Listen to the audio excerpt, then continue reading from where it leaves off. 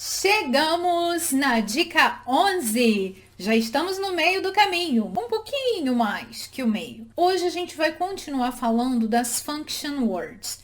Function words são aquelas palavras que vão ser pronunciadas numa tendência mais rápida no discurso. Nós não vamos alongar muito quando elas aparecerem, porque elas vão se unir a outras, e num som também mais fraco.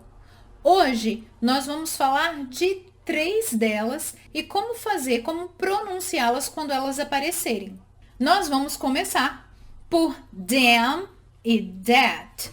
Tá vendo como que eu tô falando essas palavras? Elas estão fora de uma frase. Eu tô falando com força, tô falando mais longo, than, that.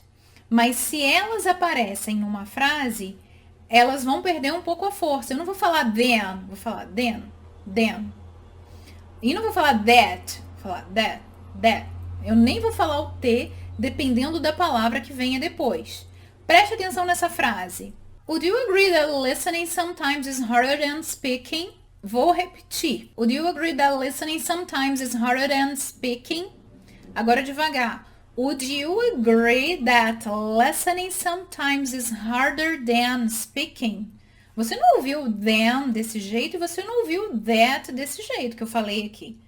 Num discurso, elas perdem um pouco a força e se agrupam a outras palavras.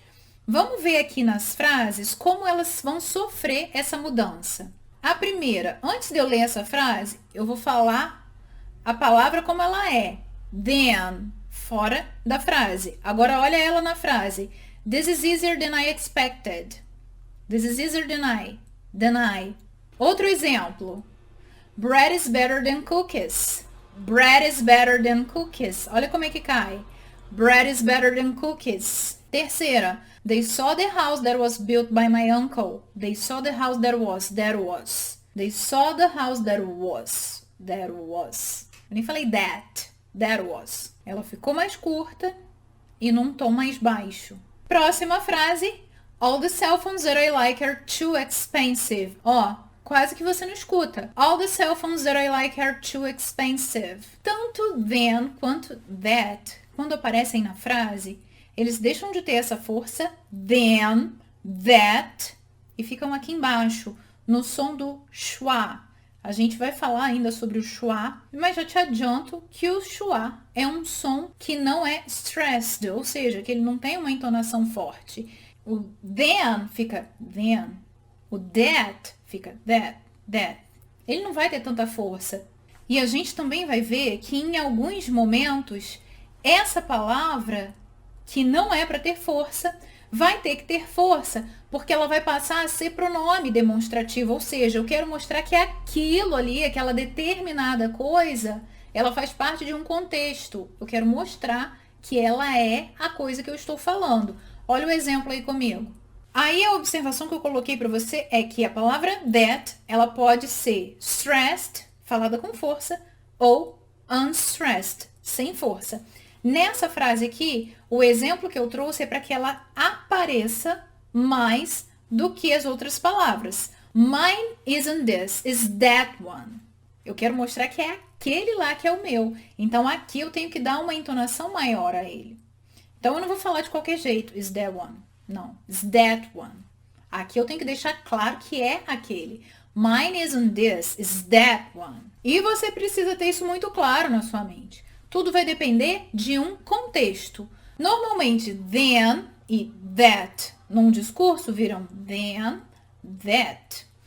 Mas, às vezes, eu quero chamar a atenção para algo e aí eles podem ter força. Eu preciso colocar a minha atenção na situação. Agora, nós vamos ver uma outra palavra que também vai perder a sua força se ela estiver num contexto. Eu vou deixar de falar them para falar them.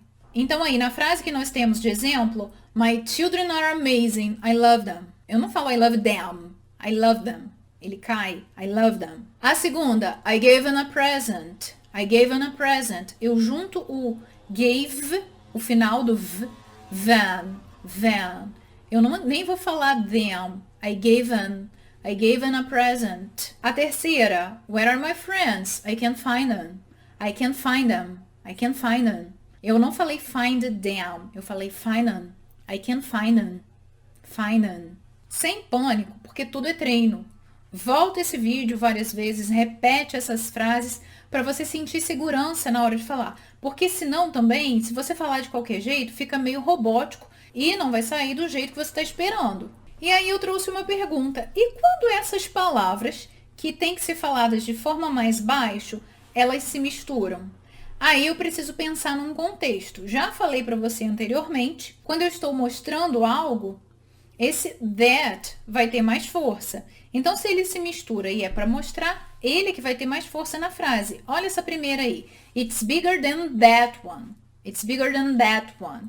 O than ficou numa cadência mais baixa e o that sobressaiu. It's bigger than that one. Segundo, I told that to them. I told that to them. O that aqui caiu, uma cadência mais leve, e o them cresceu um pouquinho. Apesar dele normalmente ser numa cadência baixa, aqui ele ficou mais alto. I told that to them. Outra frase. Where do you wanna put him? Aqui duas coisas acontecem. Want vira wanna. E o put vai juntar com o them. Put on. Put on.